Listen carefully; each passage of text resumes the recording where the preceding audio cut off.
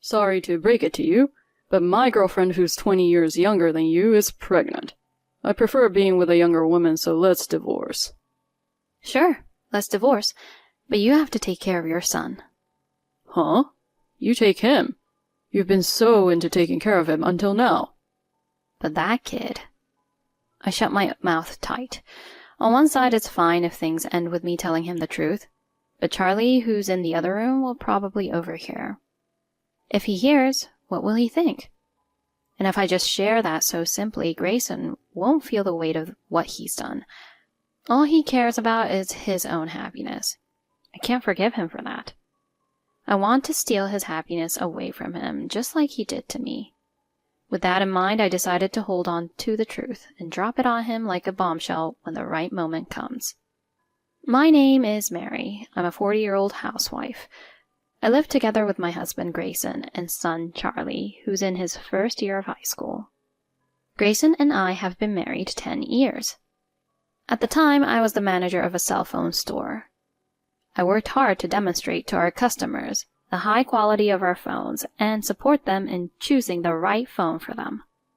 During that time, I met Grayson. He wanted to buy a smartphone to use for work and visited my store multiple times. He had just started a business as an entrepreneur and wanted a smartphone with a lot of business-oriented functions. I worked hard to find the phone that would best suit his needs.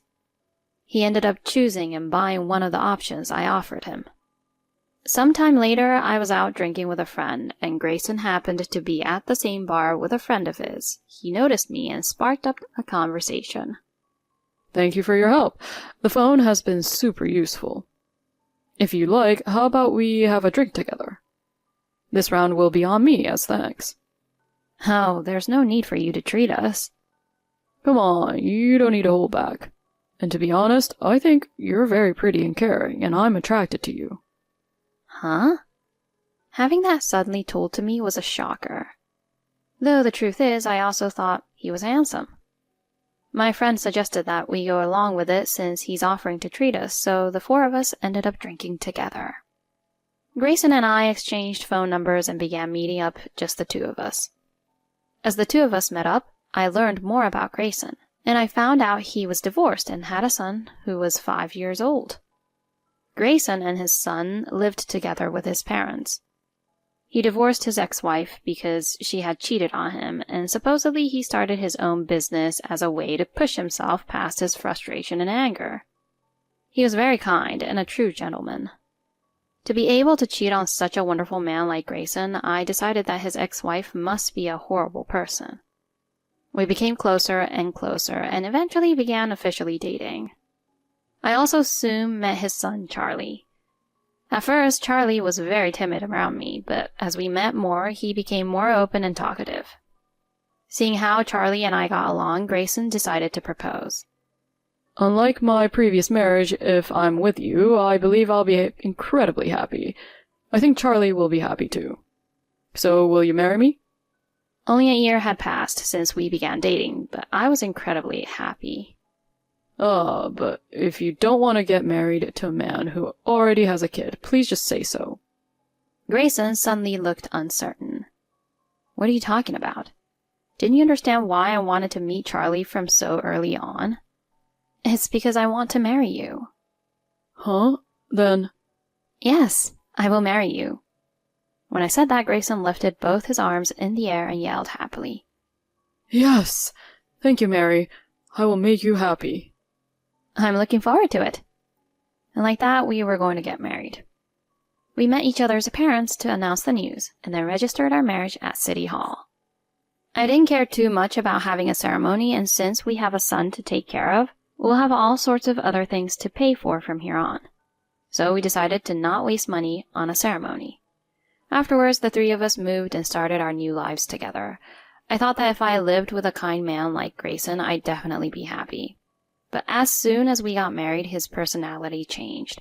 I quit my job when Grayson and I got married in order to spend more time with and get closer to Charlie.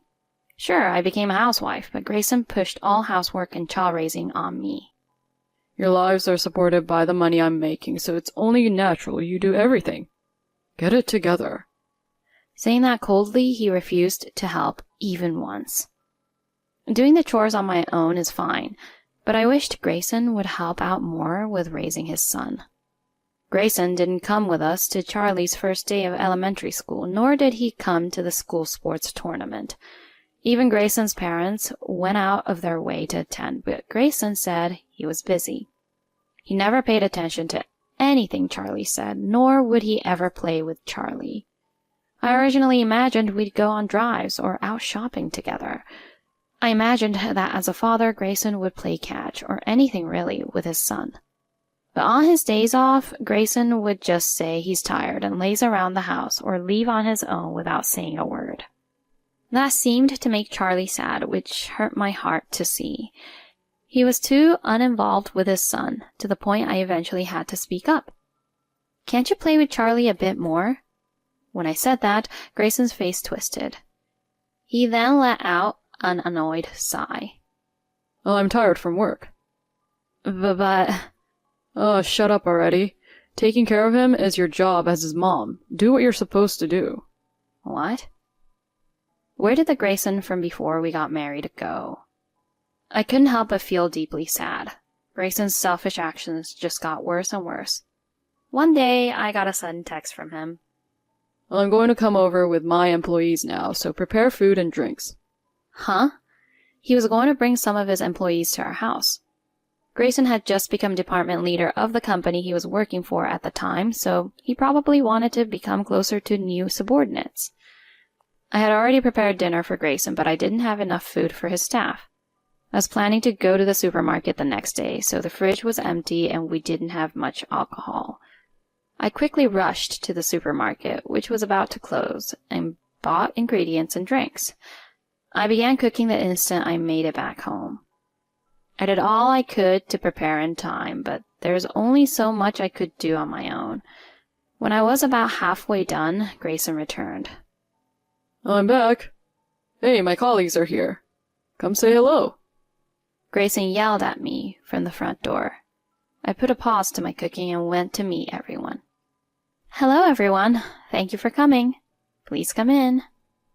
After guiding them to the living room, I brought out beer and some light snacks. I then went back and continued cooking. As soon as I'd finished preparing a dish, I'd bring it to our guests and then go back to the kitchen to continue cooking the other dishes. But then Grayson came to the kitchen.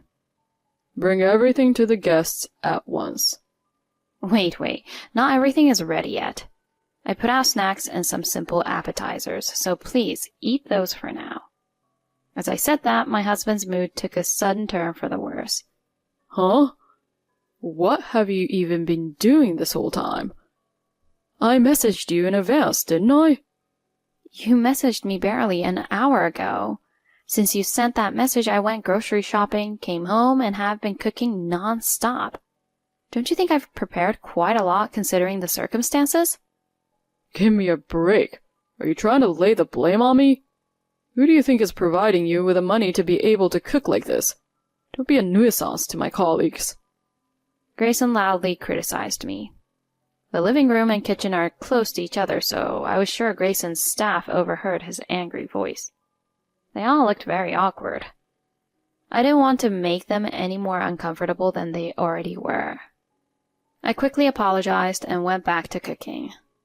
Letting out a big sigh, Grayson went back to the living room. I'm the one who should be sighing. Repressing my anger, I finished preparing all the food and carried it out with more drinks. Grayson's subordinates left in time for the last train, and immediately he picked a big fight with me. I didn't think you were such a useless wife. What are you talking about? I did my best just now. Shut up. I can't rely on you anymore. I'm not going to bring my colleagues over anymore. My good-for-nothing wife is just going to embarrass me again. He was going too far. Isn't this why your ex-wife cheated on you? You disgusted her, so she went to another man. What? Are you making fun of me? I'm not trying to make fun of you, I'm just sick and tired of you. You never pay any attention to Charlie, and now in order to try to boost your ego, you dragged your colleagues over. I didn't drag them over. I did this for them. All their smiles were obviously fake. I'm sure they felt forced to agree to come here for a second round of drinks. They probably just wanted to go home. And then they saw how you got mad at me, and they were put in an even worse mood. Shut up. You really are a pain in the ass. You should just keep your mouth shut and focus on housework and raising Charlie. After yelling this, Grayson stomped over to his room. Though it was late at night, Charlie worriedly came over to the living room. Mom, are you okay? Charlie, I'm sorry. Did we wake you up? Well, I haven't been able to sleep much since Dad brought those people from his work over, and then his yelling surprised me awake. He's just being unreasonable. So don't worry about it, Mom. Charlie consoled me. Though he was in middle school now, he never went through a rebellious phase and always treated me very kindly. I feel like it's thanks to him that I'm able to keep myself relatively sane. Though Grayson and I didn't really get along after this, we had no choice but to talk every once in a while as parents. This time I had to speak to Grayson because I was considering working part-time in order to pay for a tutor for Charlie. Grayson looked really against it. Part-time job? You just want to go meet new men, don't you? What are you talking about? This is for Charlie's education. After explaining myself, Grayson somewhat accepted it. From then on, I began working as an office administrator part-time. I thought that this job would make things at home a bit easier. But the combination of my job and all the complaints I would receive from Grayson about even the littlest of things just made me super stressed. One day I got stuck with a lot of tasks at work and had to return home later than usual. I rushed home when I had finished, but that day Grayson had returned unusually early. When I entered the house, he glared at me spitefully. Hey, where have you been? I was at work. Really? You sure you weren't out cheating on me? What are you talking about? Of course not. No matter what I said, my husband continued to glare at me. He suddenly snatched my phone and commanded me to unlock the home screen. What are you doing? Stop. Shut up. I'm checking whether you've been in touch with another man. He forced me to unlock my phone and began looking through all my texts. Seriously, stop it. I'm not cheating on you. Be quiet. Grayson pointed at a man's name in my phone contacts. So this is your lover? That's my boss. I have his number so I can contact him if I'm taking the day off or something. Don't lie to me. You're cheating on me with him, aren't you? Grayson began to call my boss. In a panic, I tried to press the end call button, but since Grayson is taller than me, when he lifted the phone into the air, I could no longer reach it.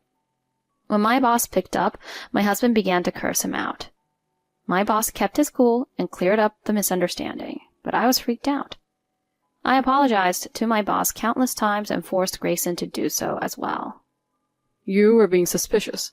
Come on, go make dinner. He really was the worst. Our relationship became more and more toxic. I wanted to get a divorce, but I felt bad for Charlie. I thought I should hold out at least until Charlie finished high school. One day I finished work a bit earlier than usual and went out to a home goods store in town. Doing so, I noticed that Grayson's car was stopped at the intersection across from me. He was there, talking happily to a woman. The woman was very obviously not someone from work. He doubts me of cheating and then goes out and cheats? No, he probably doubted me exactly because he's cheating. I secretly took a photo of the two of them and then went to a private investigator to look into their relationship. About a month later, I got the results of the investigation. It was just as I thought. He really went and did something ridiculous. You were the one cheating, huh? There's no way I can forgive you. I decided I would divorce him. On Grayson's next day off, he went out in the morning and then returned home relatively early. When he returned home, he suddenly handed me divorce documents. Sorry to break it to you, but my girlfriend, who's 20 years younger than you, is pregnant. I prefer being with a younger woman, so let's divorce. Sure, let's divorce, but you have to take care of your son. Huh? You take him. You've been so into taking care of him until now. But that kid... I shut my mouth tight. On one side, it's fine if things end with me telling him the truth, but Charlie, who's in the other room, will probably overhear. If he hears, what will he think? And if I just share that so simply, Grayson won't feel the weight of what he's done. All he cares about is his own happiness. I can't forgive him for that. I want to steal his happiness away from him, just like he did to me. With that in mind, I decided to hold on to the truth and drop it on him like a bombshell when the right moment comes. I'm not his legal guardian. Ultimately, he's your son, not mine. If you and I divorce, Charlie and I will become strangers. Grayson looks shocked. Huh? Then I have to take him with me. Yeah, that's right. But I can't do that. I have a child with my new girl, so if I bring Charlie, things will just be awkward. Please, you take care of him. He really was the worst. He doesn't seem to love his son at all. Legally, I'm just a stranger. I can't raise him. Grayson continued to beg, even going on his hands and knees. How selfish can he get? After making our lives a mess, don't think you can just do whatever you want. Ugh. Anyway, I can't take Charlie, and I will be receiving monetary damages from you and your lover. Huh? Quit joking around. There's no way we will pay that. What do you mean? You cheated on me. I will receive damages from you, and if you refuse, I will take you to court. Court? Grayson looked shook. I knew about your affair. Huh? And I already have a lawyer I'm in contact with. I will make sure you pay me. If you don't, my lawyer and I will take you to court and get it from your salary. What? He completely lost all hope. He realized that I wouldn't accept anything he said, so he gave up and agreed to pay. I then found an apartment to live in on my own and moved out. Charlie was a high school freshman at this point, so he understood what was going on. Regardless of what his dad said or did, Charlie treated me kindly. Charlie, I'm sorry. I wanted to be together with you as you went through high school and college. Mom, don't worry. You always took so much care of me. That in itself always made me really happy. From now on, I'm going to live with Grandma. I don't want to live with Dad anyway. That'd be a relief for me too. But first, I'm going to live with Dad and his lover for a bit and bully both of them as much as I can. Charlie said that and grinned. Oh, how fun. Just don't go too far. Charlie was upset at his dad for having an affair and splitting with me. It's Charlie's right to do what he wants, so I wasn't going to stop him.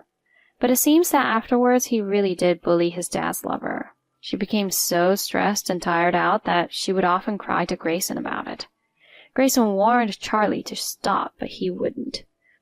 Ultimately, she ended up returning to her parents' house to give birth in the hospital near her childhood home. Once she ran away, Charlie moved in with his grandparents. Charlie's grandparents really loved Charlie and wouldn't forgive their son for cheating on me, so when they took in Charlie, they also cut off ties with Grayson. Supposedly, Charlie and Grayson don't see each other anymore. Sometime later, Charlie got straight A's on his report card. I went to celebrate together with him and his grandparents. Around that time, Grayson's lover gave birth. Once I heard that, I sent Grayson a special photo. The picture showed Grayson's lover going to another man's house. I found this out from the private investigator, but it turns out Grayson's lover was also seeing another man. So it was unclear whether her baby was Grayson's or not. The photo left Grayson stupefied. He questioned his lover and eventually did a DNA test, only to find out that the baby wasn't his. He chased her out of their house, but since he had already signed and assumed legal parental rights when the baby was born, he had to continue paying her child support. In the end, Grayson was left all alone, stuck paying child support for Charlie and his lover's baby. He's supposedly struggling for money and living a very poor life. Well, he did this all to himself, so it's what he deserves. On the other hand, I was promoted to working full-time at my job. I am happily living on my own while dedicating myself to my work. Charlie gets in touch with me every once in a while, and we spend time together as mother and son. From now, I look forward to continuing to watch over Charlie as he grows up and to living a fulfilling life. Thank you for listening. If you enjoyed, please subscribe to our channel below. See you next time.